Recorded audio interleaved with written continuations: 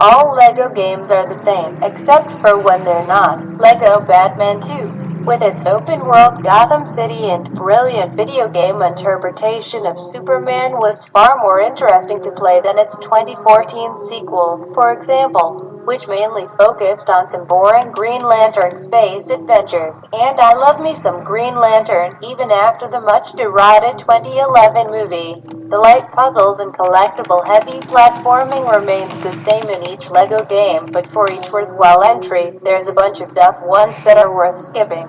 LEGO Avengers is somehow both at the same time. Avengers offers a similar deal of stud collecting and switch hitting, this time based on the Marvel Cinematic Universe movies, with some other bits and pieces stuck on. The basic LEGO formula by itself is not too bad. But when a lot of attention has been paid to the accompanying fan service or the environments look like they've had a ton of work put into them, the LEGO games can end up being fantastic fun, both for irritating children and hungover adults. This is TT Games on autopilot, though, and there's not a lot of passion in the results. I've rarely been this bored playing through the story mode of a LEGO game. The meat of the content is based on the Avengers, with other levels covering Marvel's superior Phase 2 films, like Age of Ultron, The Winter Soldier, and Iron Man 3, sequels that all benefited from having the bar significantly raised by Joss Whedon's 2012 team-up flick.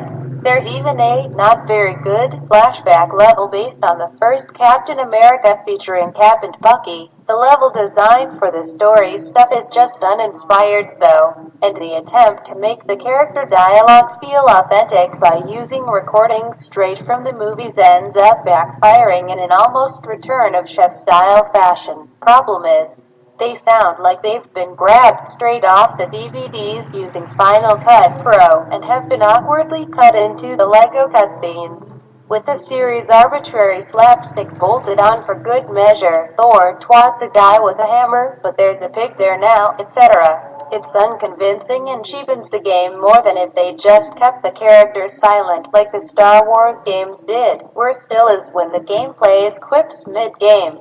So you have Cap using his "if you get killed, walk it off" line from Age of Ultron, but with the movie's background noise seemingly still audible. It sounds like something I knocked together in GarageBand with a deadline of about 10 minutes. There's not one visually interesting or inventive puzzle in the entire Avengers section of the game, and it falls short of 2013's colorful, location-filled LEGO Marvel superheroes. TT Games barely conjures an illusion of this feeling like the films. This is a game for young, noisy children, sure, but even they deserve a little better than this. I yawned my way to the closing credits, which is such a shame when the source material the DVs are working with is a bunch of the most fun blockbusters of the last decade. Still, there's more to the game than that if you know where to find it. Exit a couple of menus, and you'll find the Manhattan open world from LEGO Marvel Returns with new side quests to do, as well as a near full-size replica of Asgard and several other locations linked to the movies. These hubs are pretty much buried by the story mode, but wandering around them, some are better than others. With your changeable roster of characters is way more enjoyable than the main game. It's sandbox-y and less rigidly connected to the movies.